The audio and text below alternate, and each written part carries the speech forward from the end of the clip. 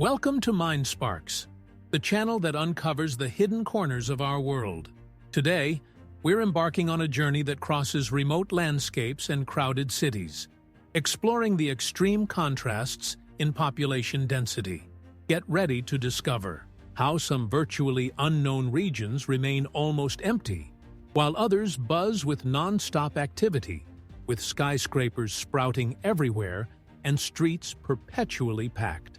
The big question guiding this adventure is, how does humanity face the challenges of living where space is abundant or, conversely, in places where every inch is contested? To begin, imagine yourself in a place where empty lands stretch for miles and miles, where silence is so deep you can hear the wind blowing over the low grass, and each day feels like an extended contemplation of nature. On the other hand, picture a crowded metropolis where people are in constant rush, and the urban landscape is marked by buildings stacked upon each other. It's in this contrast that fascinating stories reside about how humans adapt and shape their living spaces. Before diving into the emptiest places on the planet, it's worth remembering why we talk about population density. Population density is the relationship between the number of inhabitants and the area they occupy. The more people per square mile, the denser that region is. In practically uninhabited areas, the density drops to values close to zero. Understanding this concept is fundamental to realizing how some gigantic countries can have very few inhabitants, while others, much smaller, gather multitudes. Looking at the most recent data available, we see that the world has surpassed the ID mark of 8 billion people. However, this distribution is not homogeneous.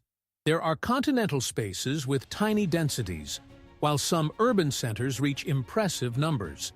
It's precisely this disparity that raises questions.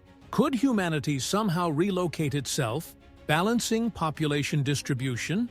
Or do climatic, historical, political, and economic conditions prevent this balance from happening? To make this more tangible, let's start with the extreme, the areas considered the emptiest on the planet. In our first stop, we're visiting regions so uninhabited that you can travel hundreds of miles without encountering a single city. In many cases, these places are too inhospitable to sustain large concentrations of people. Rigorous climate, lack of infrastructure, and scarce economic opportunities are factors that help explain why someone would choose not to settle there. However, communities do exist in these places, showing us that life, even in solitude, can flourish in surprising ways. Let's begin with Greenland, the world's largest island and one of the least densely populated regions. Despite being an autonomous territory of Denmark, Greenland has a population of just over 56,000 inhabitants scattered across a gigantic area. Almost 80% of its territory is covered by permanent ice. The negative temperatures, strong winds, and icy landscape mean that only the coastal zone is more habitable. There, fishing villages and hunters' communities are proof of how isolation forces people to create bonds of cooperation and develop a very distinct culture, based on survival and mutual respect. In these villages, halibut fishing and hunting, marine mammals are important sources of sustenance. The ice, which for many might seem an obstacle, ends up serving as a road for dog sleds, and even as a transportation route for some light cargo, moving to another place almost as vast as it is. Empty, Mongolia emerges as an example of a country famous for its vast fields and endless sky. With more than 580,000 square miles, but just over 3 million inhabitants, it has one of the lowest population densities in the world, resulting in a landscape dominated by grasslands, mountains, and steppes. Nomadic life remains a fundamental part of Mongolian culture. Families constantly move, seeking pastures for their flocks of sheep, goats, and horses, setting up their traditional circular tents, known as jers. This ancestral routine holds strong, although there are now young Mongolians seeking opportunities. In urban areas, especially in the capital Ulaanbaatar, The contrast between the rural zone and the capital already reveals the beginning of urbanization, which, although modest, reflects the economic and cultural transformations the entire country faces. Another region that well illustrates the reality of extremely low population density is Patagonia, which spans parts of Argentina and Chile. Known for its cinematic landscapes, with snow-covered mountains, imposing glaciers, and crystal-clear lakes, Patagonia has great tourism potential, but remains sparsely populated. Amid the vastness, there are small settlements sustained mainly by livestock and ecotourism. Nature reigns supreme there, imposing often severe climatic conditions. Infrastructure is limited, with long roads and few service options. However, for local residents, living surrounded by natural beauty is a privilege. Some invest in inns or adventure activities such as trekking, climbing, and sport fishing. Despite the challenges, there are those who prefer the tranquility and proximity to nature, believing this lifestyle brings quality and well-being. Examples of empty places don't end there. Much of Siberia in Russia is also marked by low densities. Even with large natural reserves of oil and gas, the extreme climate and distance from major centers make daily life in these areas something very particular. This region is known for having some of the planet's most rigorous winters, with temperature records below 76 degrees Fahrenheit in some locations. In such places, each house needs powerful heating systems and, often, independent generators to ensure light and heat when winter reaches its peak. We also can't forget isolated islands around the globe, like Tristan da Cunha, a group of islands in the South Atlantic, considered one of the most remote inhabited places in the world. With very few residents, its culture of cooperation and solidarity is intense, as practically everything is done communally. There are few means of transport to reach or leave the island, and subsistence revolves around fishing and family farming. However, there exists a life that, seen from the outside, might seem extremely restricted, but for local inhabitants is full of meaning and tradition. These regions of almost zero density raise interesting reflections. On one hand, there's the idea that living far from everything can be lonely. On the other, the exuberant nature and sense of community often compensate for the absence of modern infrastructure. Technology also emerges as an ally. Satellite communications, internet in remote points, and the adoption of renewable energies, such as solar panels, transform the routine of those facing isolation. The question that remains is whether we will, in the future, see greater occupation of these spaces, or if they will remain as refuges from civilization, keeping secrets and preserving unique cultures. Bridging to areas with moderate density, it's worth remembering that there's a middle ground between isolation and absolute agglomeration. Medium-sized cities and rural regions close to urban centers usually offer an interesting balance, as they have reasonable infrastructure, jobs, and services, but can still maintain a certain tranquility. It's in this type of place that we can observe what some experts call sustainable urbanization. These are places that seek to develop without losing their essence, promoting policies of orderly growth, environmental preservation, and quality of life. Examples include inland cities in countries like Germany, Canada, or even in the interior of Brazil, which try to combine economic growth with protection of natural resources. If we look at small and medium German cities, we see incentives for clean energy use, careful urban planning, and the valorization of green areas for leisure.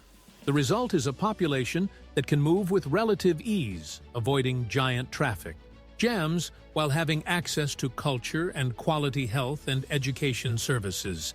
In Canada, regions such as some medium-sized cities in British Columbia strike a good balance between nature and urbanization. There's urban planning that controls expansion to avoid creating major traffic and pollution problems. Around them, forests and lakes remain preserved, attracting both tourists and new residents seeking a more peaceful lifestyle. The challenge, however, is keeping young people interested in staying in the region by offering work and study opportunities. In Brazil, we can mention cities in the interior of São Paulo state or in the south of the country, known for having good living conditions, low crime rates, and reasonable job offers. Still, the appeal of metropolises is strong, as large centers like São Paulo and Rio de Janeiro concentrate many opportunities. The consequence is that many inland cities need to invest in technology hubs or universities to retain young population, trying to combat rural exodus and concentration in already very populous regions. These zones of moderate density function as a laboratory for urban development, as they allow testing solutions that, on a large scale, can be replicated in megacities. These are ideas ranging from incentives for efficient public transportation to the creation of bike lanes and recycling programs. In some cases, inclusive housing policies emerge to prevent gentrification and maintain social diversity. Planning is more viable when the population is not so numerous, but it still requires a long-term vision from authorities. From here, we begin to look at large cities, which can become mega or even giga-cities. It's in them that population density reaches impressive levels, revealing a completely distinct scenario. Places where millions of people coexist in relatively small areas, generating enormous challenges of mobility, housing, basic sanitation, water supply, and energy. At the same time, they are also spaces of cultural effervescence and economic opportunities that attract migrants from different regions. To understand how these supercities emerged, we just need to analyze the history of some of the world's largest metropolises. Many were born along important commercial routes or natural ports. Others flourished thanks to industrialization or the discovery of nearby natural resources.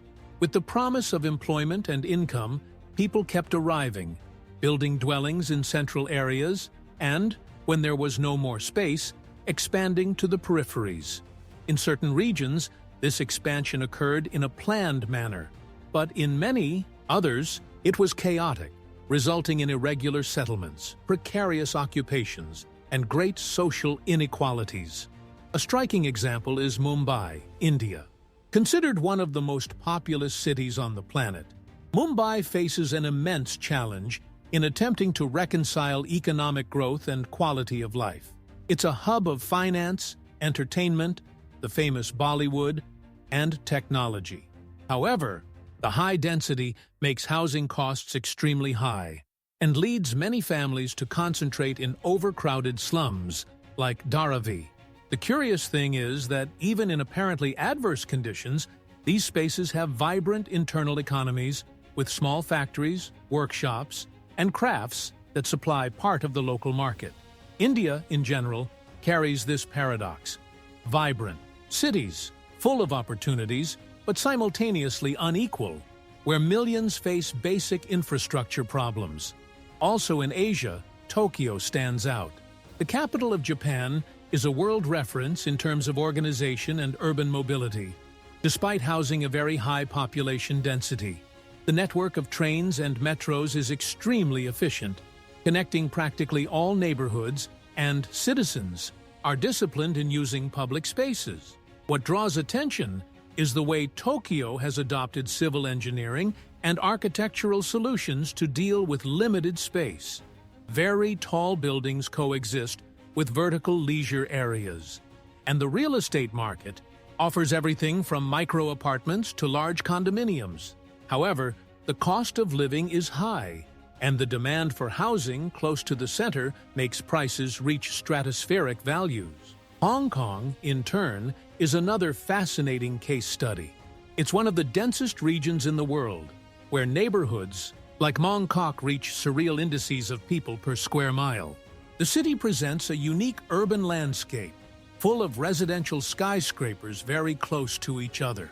Public transportation is exemplary, with subway, buses, and trams efficiently interconnected. Still, the limitation of space leads to the existence of increasingly smaller apartments, some known as coffin homes, where the resident can barely stand up inside the room. It's an extreme situation, but one that also signals human creativity to adapt to conditions of hyperagglomeration. Following this reasoning, other megacities, such as Lagos in Nigeria and Jakarta in Indonesia, are growing at a vertiginous pace. The phenomenon occurs, in large part, due to internal migrations of rural populations in search of employment, better health services, and education. However, urban infrastructure often doesn't keep pace with this speed of expansion, generating chaotic traffic, pollution, problems with water and energy supply. To mitigate these challenges, authorities try to implement planning policies, but execution runs into budgetary, political, and even cultural issues. Analyzing these cases, we realize that megacities can be seen as showcases of innovation and economic strength, but also as scenarios of serious structural problems. The big question is how to balance the search for opportunities with the guarantee of minimum habitability conditions. This is where discussions about intelligent urbanism or smart cities come in. The idea is to use technology and urban planning to optimize service delivery, ensure efficient mobility, and provide energy and water in a sustainable way. There are already projects for buildings that generate their own energy, automated waste collection systems, and traffic monitoring tools that redirect cars to less congested routes. Singapore is often pointed to as an example of a city-state that invests heavily in technological solutions and long-term policies to deal with limited space. The local government imposes severe rules for car use, charges high licensing fees, and encourages public transportation use. At the same time, Singapore explores verticalization in an organized way, with smart neighborhoods that follow sustainable construction standards and implements rigorous zoning codes. Of course, Singapore's success is also tied to its small territorial extension and a government with broad autonomy to make decisions and apply them, but it's still an inspiring model for other regions. Another solution approach comes from so-called green cities. In various parts of the world, architects and urban planners seek to incorporate nature within urban space. We see examples of buildings with facades covered in plants, use of green roofs that help control internal temperature, rainwater utilization systems, and leisure areas with vertical gardens. This contact with greenery provides benefits ranging from stress reduction and heat island mitigation to improved air quality.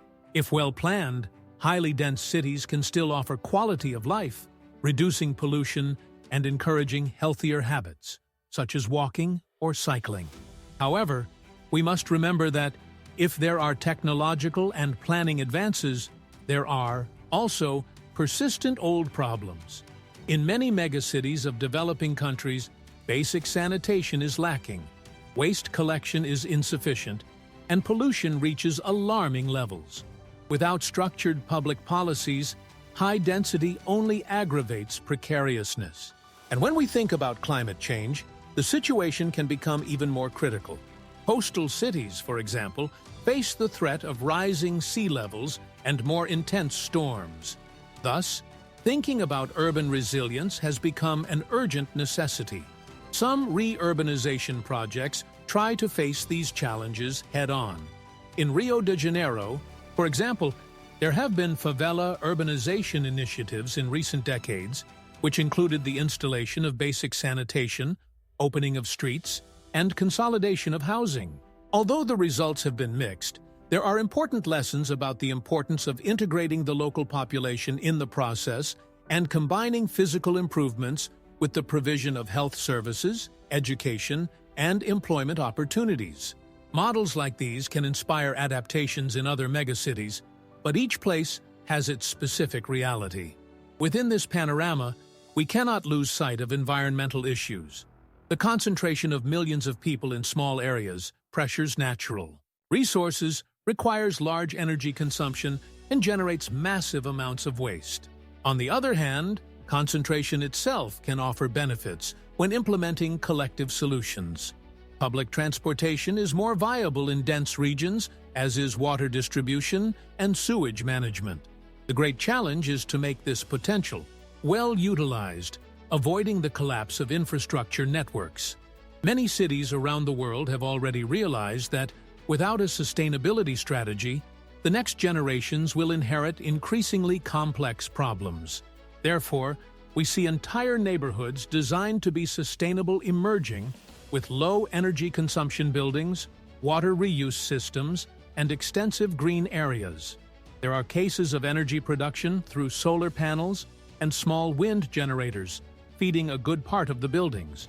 Some places invest in urban gardens and composting systems to reduce dependence on food coming from far away, while stimulating environmental education in the community. In parallel, technology advances to provide real-time data. Urban sensors can measure air quality, vehicle flow, and even energy consumption by neighborhood, allowing quick adjustments to improve efficiency. Big data tools help predict where traffic jams will occur, where waste collection needs to be reinforced, or where there's a greater risk of floods. This information, combined with agile public management, can make a difference in the routine of millions of people. In this evolution of cities, the culture and lifestyle of people also change. If we go back a few centuries in time, we'd find narrow streets and carts. Today, we have avenues with dozens of lanes, underground metro lines, and skyscrapers dominating the horizon. Tomorrow, we might have autonomous cars, drones delivering products directly to apartment windows, and completely automated buildings. However, we should consider if this necessarily means higher quality of life, or if technology will bring new challenges. For example, the loss of human contact and excessive dependence on automated systems can create socialization problems, in addition to the need to deal with the generation of electronic waste. Amid all this, cultural life flourishes in big cities. Ethnic, social, and religious diversity is displayed in restaurants, festivals, museums, and artistic centers. This multicultural melting pot is one of the attractions that make people want to live in overpopulated areas. Even with so many obstacles, the possibility of having access to cinema, music, theater, libraries, courses, and events of all kinds weighs in the balance when choosing between the tranquility of the interior and the hustle of metropolises. In this perspective, each city creates its own identity, which goes far beyond population density statistics. On the other hand, such close coexistence can generate conflicts, disputes over space, cultural differences, and even collective stress. That's why some metropolises invest in social cohesion policies, promoting community activities, leisure spaces, and conflict mediation practices. In summary, living in a megacity requires continuous adaptation and the ability to live with differences. Many experts point out that the key to avoiding major tensions is precisely investing in education and inclusive public policies. Looking to the future, various projections indicate that population concentration in cities tends to increase even more. The United Nations, UN, estimates that in a few decades, about 2/3 of the world's population will live in urban areas. This means that the current challenges of traffic, pollution, housing, and inequality may intensify unless there's a global effort to develop smarter, more inclusive, and sustainable cities. We enter then an interesting dilemma. While certain places remain virtually empty, others grow each year. Could there be some form of more balanced population redistribution?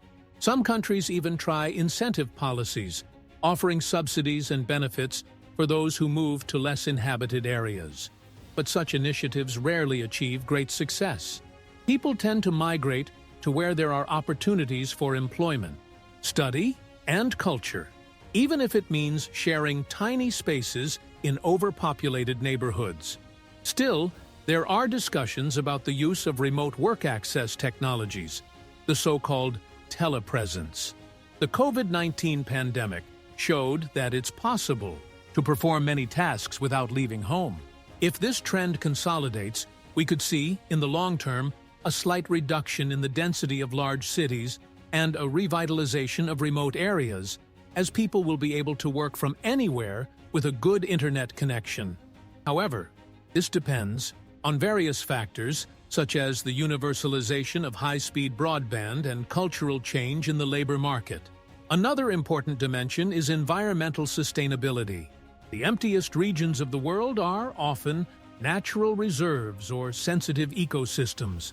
There are voices defending the permanence of these areas as sanctuaries of biodiversity, since human expansion can lead to habitat destruction and species extinction. Moreover, places like Antarctica and parts of the Arctic, although very sparsely inhabited, have crucial importance in the planet's climatic balance. If we think about intensely occupying them, there would be risks of irreparable damage to ecosystems. Thus, we realize that population density is not just a matter of numbers. It involves culture, history, politics, environment, and a series of values that each society carries. Living in an isolated cabin in the vastness of Patagonia can be the dream of some, while others prefer to have everything at hand in a building in the center of Tokyo. The variety of lifestyles reflects the multiple ways of inhabiting the planet.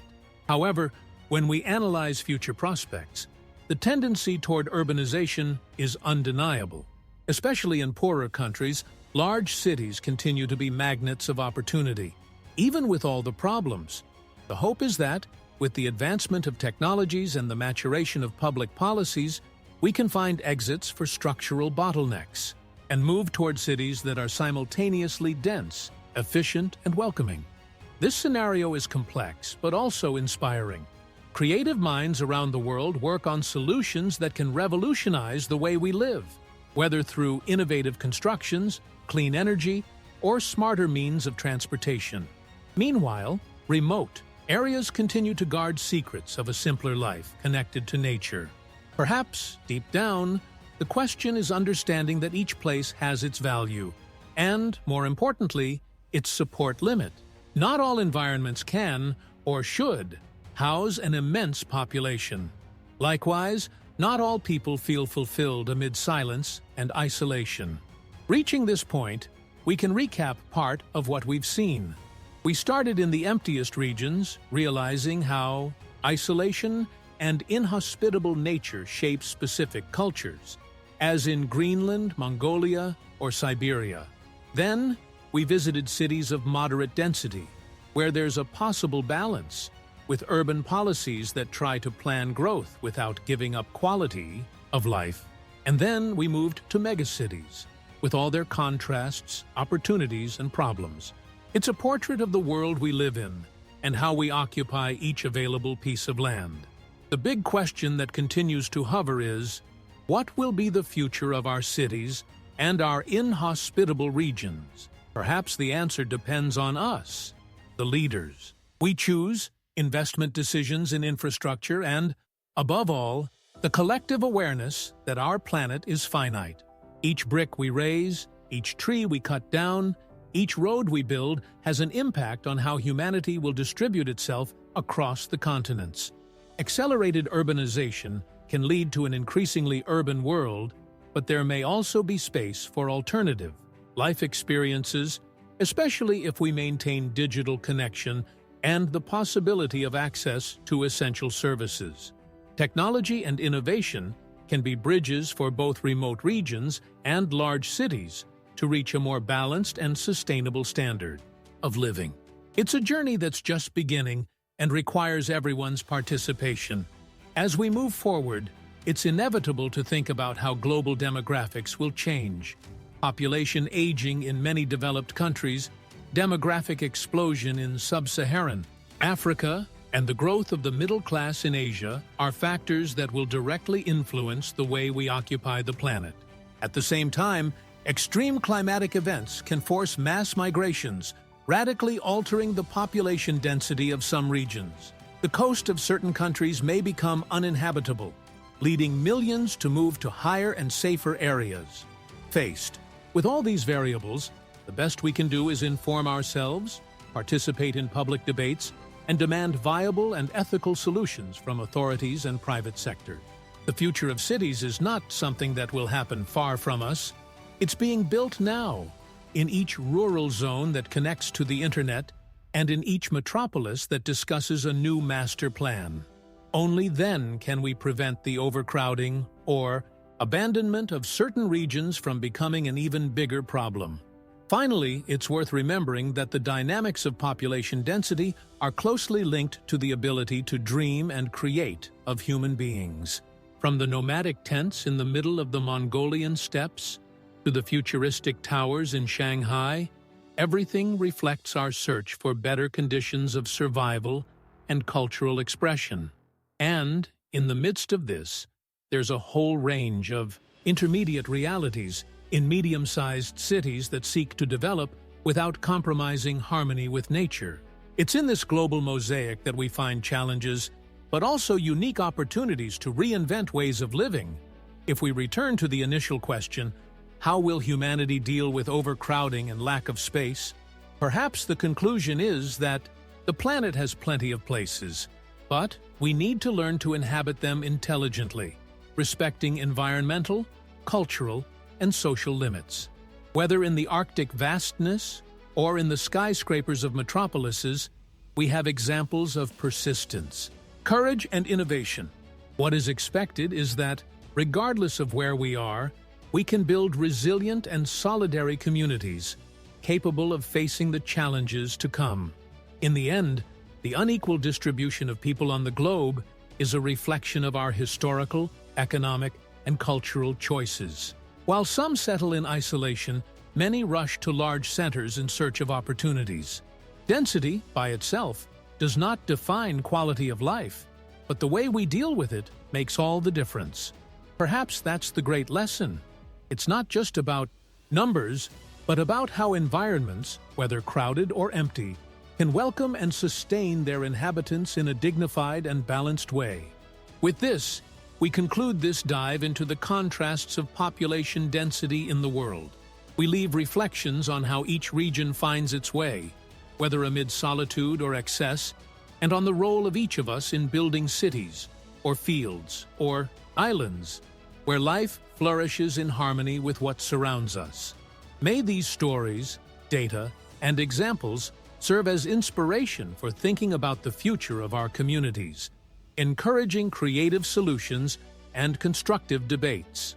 The planet still holds infinite possibilities and challenges, and it's up to us to decide how we will inhabit it from now on.